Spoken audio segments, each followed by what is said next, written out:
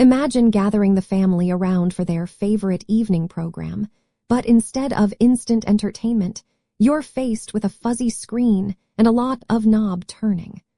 What made this common household ritual so much more involved than simply pressing a button? Tuning a television set in the 1950s was often a real challenge, primarily due to the analog nature of the technology, limited broadcast signals, and the physical design of the sets themselves. Unlike today's digital clarity, early televisions relied on analog signals that were highly susceptible to interference. These signals could easily degrade from electrical appliances, atmospheric conditions, or even just someone walking past the antenna. The tuning process involved mechanically rotating a dial to select a channel, and then making precise, continuous adjustments to a separate fine-tuning knob. This was because each broadcast frequency needed to be perfectly aligned with the receiver in your television set. The early sets were also heavily dependent on the antenna, which was usually a set of rabbit ears on top of the television or a larger antenna mounted on the roof. Getting a good picture often meant physically adjusting the antenna's direction and length, sometimes even in the middle of a show.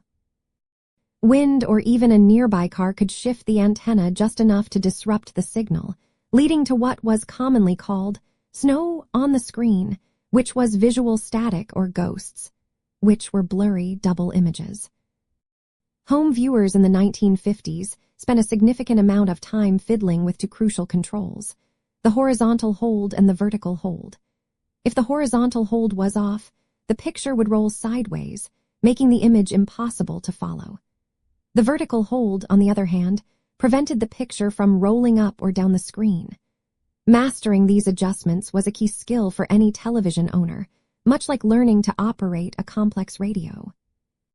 The picture quality was far less forgiving than modern televisions, too. Early screens were smaller and displayed only in black and white.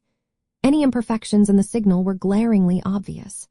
Achieving that sweet spot for a clear picture required a delicate touch and a good ear, as the sound quality would often improve in tandem with the visual clarity.